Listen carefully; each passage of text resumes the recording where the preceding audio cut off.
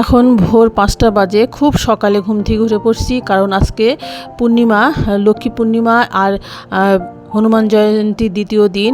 পূর্ণিমা ছেড়ে যাবে 6টা 41, সেজন্য আমি খুব সকালে ঘুম থেকে উঠছি। উঠে বাসি কাজটা সেরে, সমস্ত কাজ সেরে চলে আসছি রান্নাঘরে। ভগবানকেও জাগিয়ে ঠাকুর ঘর পরিষ্কার করে রেখে আসছি। হ্যালো এভরিওয়ান, সবাই কেমন আছো? আশা করি সবাই খুব ভালো আছো।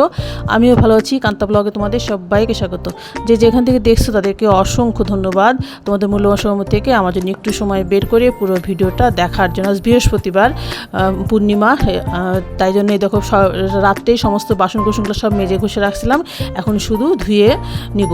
তো চলো আর কথা না বাড়িয়ে চলে যাই রান্নাঘরে। চলে আসছি রান্নাঘর তো রাত্রে পরিষ্কার করে রাখছিলাম, সকালে আরেকবার গঙ্গা জল ছিটিয়ে পরিষ্কার করে নিলাম। তারপর দেখো পায়েসটা তুলে দিছি, পায়েস করছি, আর ওদের জন্য একটু চা করে রাখছি, যাতে ওরা উঠে চাটা খেতে পারে, চাটা খেয়ে চান টান করতে পারে। পায়েসের জন্য সমস্ত সরঞ্জাম সমস্ত কিছু নিয়ে আসছি, ঝটপট পায়েস করব। তারপরে দেখো পায়েস হয়ে গেছে, লুচিটা করে ফেললাম। পায়েস লুচি দিয়েই সকাল সকাল আর ফলমূল দিয়ে ভগবানকে ভোগ লাগাবো, কারণ খুব তাড়াতাড়ি করতে হবে, পূর্ণিমা ছাড়ার আগেই সমস্ত কর্মগুলো সেরে ফেলবো। তো চলো, লুচি ভাজতে ভাজতে তোমাদের সাথে দেখো অনেকটাই কাজ হয়ে গেল। এখন যাব ঠাকুর ঘরে সমস্ত আয়োজন করে নিছি। এই দেখো বজরংবলির উদ্দেশ্যে আমি ফলমূল বেড়ে নিছি, লাড্ডু, লুচি, পায়ে সমস্ত কিছু বেড়ে নিচ্ছি। ঘরটাও আমি পূর্ণিমার মধ্যেই স্থাপন করে দিছি, নৈবেদ্য বেড়ে নিলাম। সমস্ত পূজা অর্চনা এখন সেরে পাঁচালি পরে তারপরে মেয়েকে নিয়ে চলে যাব প্রাইভেটে। ওর প্রাইভেট আছে সকাল 8টার দিকে। এটাই আমাদের আজকে সকালের সমস্ত পূজা অর্চনা সেরে, এটাই আমাদের সকালে আজকে প্রসাদ হয়ে যাবে। তো চলো, পূজা অর্চনা শেষ। এখন 10 মিনিটের জন্য চলে আসছি বাইরে। তারপরে চলে এসে চাটা খেয়ে নিলাম। ভালো একটু চাটা খেয়ে নিই, ততক্ষণে ভোগটা হয়ে যাবে। ভোগটা তুলে তারপর ওদেরকে দিব। তো এই সুযোগে ভাবলাম যে চাটা খেয়ে বিছানা টিছানাগুলো একটু গুছিয়ে ফেলি, সুন্দর করে ঝেড়ে ঝুড়ে পরিষ্কার করে ঘরটাগুলো সুন্দর করে গুছিয়ে নিলাম। এই দেখো সমস্ত পরিষ্কার পরিচ্ছন্ন। খুব সকাল, খুব ভালো লাগছে, ভীষণ ঠান্ডা ঠান্ডা ওয়েদার, মেঘলা কমছেই না, বৃষ্টি একভাবেই লাগছে, কেন বুঝতে পারছি না, ভালো লাগছে না, একদম মেঘলা তো ওয়েদার। তো তারপর দেখো যে প্রসাদগুলো সমস্ত তুলে নিয়ে আসলাম, ওদেরকে সমস্ত দিয়ে বড়মশাই চলে যাবে 9টার মধ্যে। বড়মশাই স্নান ধ্যান সেরে চলে আসছে, বড়মশাইকে খাওয়া দিয়ে দেবো।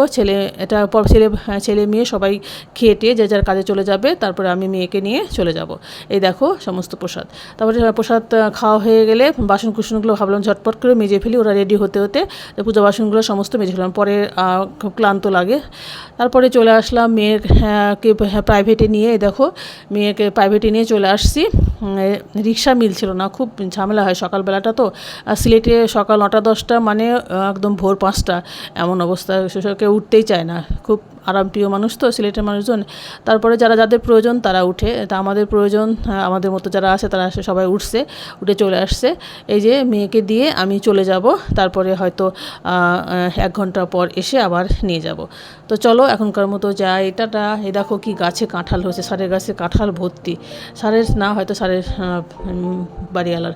তারপরে চলে আসলাম পড়া শেষ করে মেয়েকে নিয়ে। এ দেখো সবচেয়ে বড় বাংলাদেশের মধ্যে বজরংবলীর মন্দির, হনুমানজির পূজা হয়েছিল, পূজা শেষ হয়ে গেছে, যেহেতু পূর্ণিমা সেরে গেছে, পূজা অর্চনা সব শেষ। আজকে আর কোনো ভোগ খাওয়া হবে না। কালকে আমরা এসেছিলাম, ভোগ খেয়েছিলাম, প্রচুর লোক হয়েছিল, প্রচুর মানে বাইরের থেকেও অনেক লোকজন আসছিল। এত আনন্দ হয়েছে কালকে, খুব ভালো লাগছিল। কালকে দিনটা খুব সুন্দরভাবে কেটেছিল। আমরা দুপুরে রান্নাবাড়ি করে নিই, সমস্ত প্রসাদ এখানেই খেয়েছি, সিলেটবাসীরা সবাই। তারপরে মেয়েকে নিয়ে চলে আসছি বাড়িতে। এসে হাত মুখ ধুয়ে ফ্রেশ হয়ে চলে আসলাম রান্নাঘরে। আজকে যেহেতু বৃহস্পতিবার, তারপরে পূর্ণিমা তিথিও আছে, এই জন্য ভাবলাম যে সমস্ত কিছু নিরামিষই করবো। যে শাক ভাজি, ঢেঁড়স ভাজি করবো, আর এই যে নিরামিষ 5 তরকারি করবো। তারপরে ডাল করব, ডাল সজনে ডাঁটা দিয়ে ডালটা করব। সজনে ডাঁটা দিয়ে একটা পটল দেবোর মধ্যে, অনেকে খায় দেখি, মানিকগঞ্জের লোকজন, ভালো লাগে।